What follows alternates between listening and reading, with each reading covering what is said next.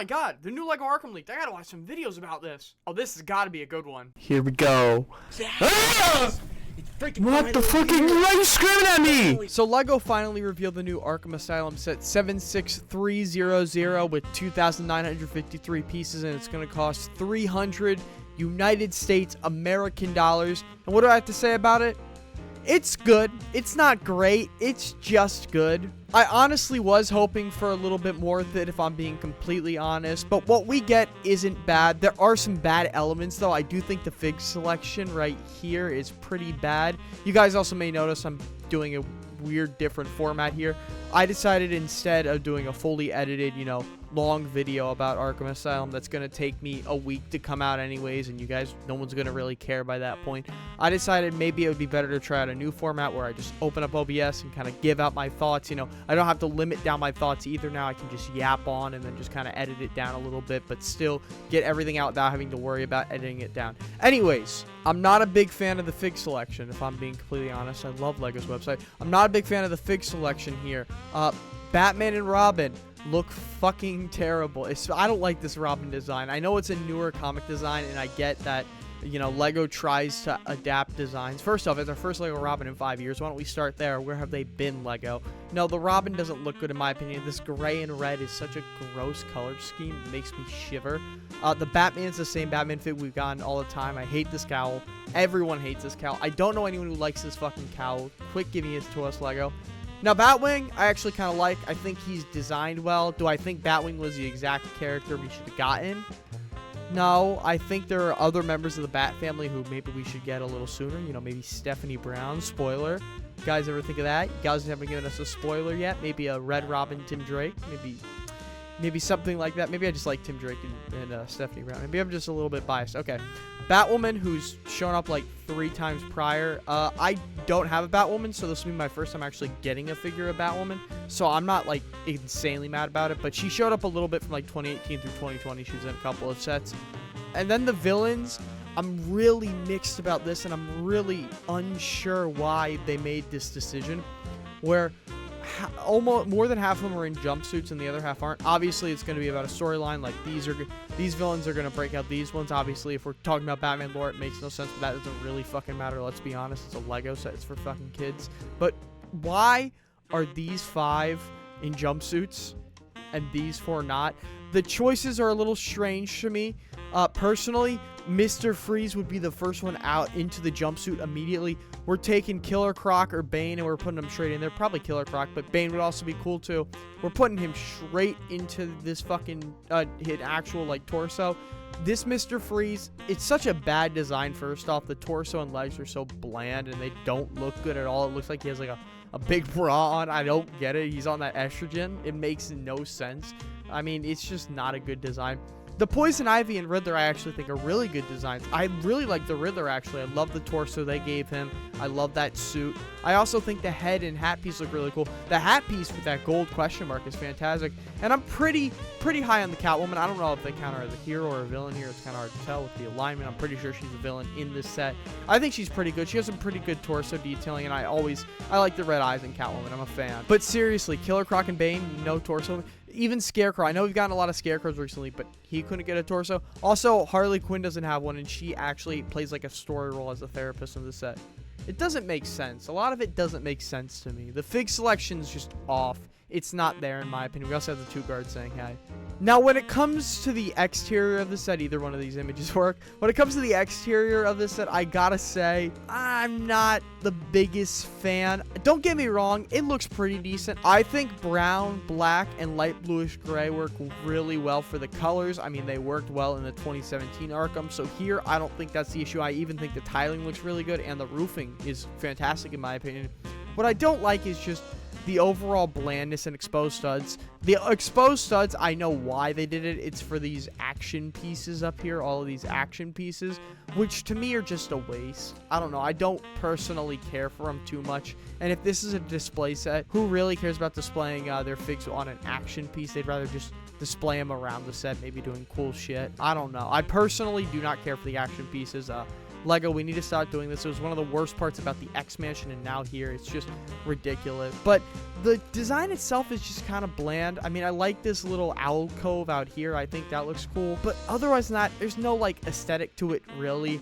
It's kind of just a brown building with big windows. I want more gothic design out of it. I look at 2013 and 2006 Arkhams, especially those two, and I see so much character in the exterior with all the little tiling work and the big parts and all the little details with like the window at that top of the 2013 Arkham. I think that all adds so much to it.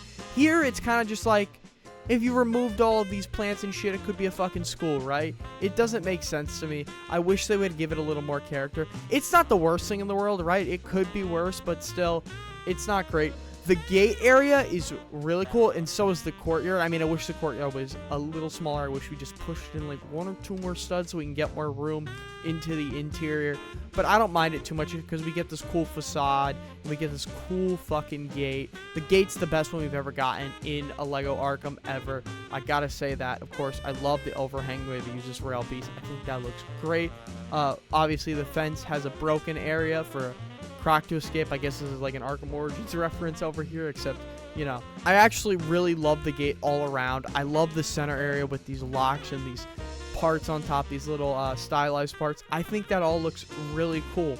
I just don't think the exterior, especially from the front, has that much character. Now we move on to the back exterior, and I don't know why. I think this looks way better. It's weird. I think there's more designs here. There's obviously the sticker right here with Metropolis and Wayne Industries, which, like, Lego, all I'm asking is for a Daily Planet, brother. Hashtag we want a Lego Daily Planet. Just release one already. We'll stop complaining if you make one, and make a good one. Make it one of these modulars, please. It would look fantastic. Make it in the style of the Daily Bugle. Everyone would love it. But I also like this hole back here. Some cool detailing. Me personally, will I patch it? Maybe, maybe not. It's gonna... This set, by the way, I'm going to buy this set day one. I just want to say that now. Not because I'm in love with the set, but because it's Arkham, and I have 3 Arkhams already, and it would look good in the 4th. I'm a loser. But anyways, I'm going to maybe patch this hole. No, I'm not going to patch this hole. I think it's a cool little feature, and I think it adds some more character to this set. I'm glad we have that. And all the back of the cells pop off, which I think is also a great feature, of course, for an Arkham Escape, which every Arkham set is based off of pretty much. So that helps out a lot. And there's this hole in the wall on Penguin's cell. One thing I don't like about the cells a lot is they're not really characterized. I'm a different opinion on this, but I want every cell in Arkham to be specialized for a character, you know, have their own little details. The 2013 and 2006 Arkhams did this really well. In fact, I think like 2006 Arkham, I look back at like the Poison Ivy cell and even the Riddler cell, which isn't really designed, but it has that sticker in the middle, and that added so much to that weird cell. Scarecrow cell, of course, and the Mr. Freeze cell.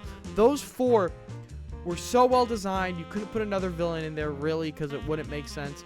But they were some of the best parts of the sets. And here we just get jail cells. I mean, we have Poison Ivy plants in Poison Ivy cell, but who really cares about that? Those are everywhere, dude. Lego loves including those in their Batman sets. I think all the detailing back here is pretty cool, though. When we move on to the interiors, this is kind of what has me really interested right now, because when we were getting the initial leaks of the exteriors, I wasn't a big fan. I'm going to be honest. I was like, oh, we got a mid Arkham Asylum here. But some of these interior pictures really have me excited. Starting out with kind of this, you know, processing area, I really like a lot about this. I love the mugshot area here. There's a fin up here. I'm not too sure why that is. I don't know. Maybe I'm missing something. But come on, Wayne Tech Clayface sticker. A Clayface sticker. And we can't get a Clayface minifig, guys. Come on. How lazy are you?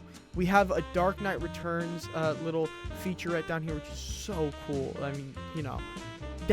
I'm glad that we're getting comic prints in Lego. I think that's awesome. We got some other cool stickers here. We have a radium sticker down here for some reason. I'm not too sure about that. But we have some other stuff that's probably going to be little Easter eggs. It does remind me more of the X Mansion than any other set with all these little sticker Easter eggs.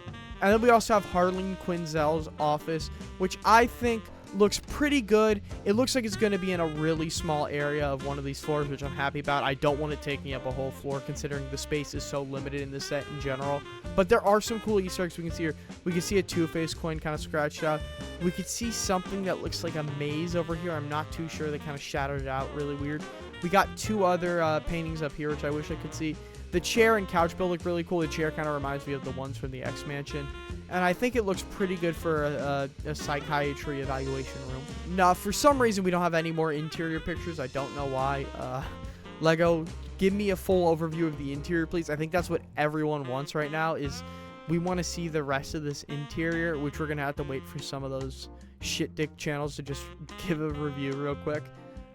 So we gotta wait for that to even see any of the interior. I guess I also gotta talk about the Arkham van real quick. Kind of an L Arkham van in my opinion. I don't like this Arkham van really. It doesn't have that much character. It's just white with fucking police lights on the top and an Arkham Asylum sticker on the side. The tiling looks cool and the front's pretty alright, but otherwise than that, it's just, why just a plain white van? You couldn't have like at least colored the sticker or something that isn't black.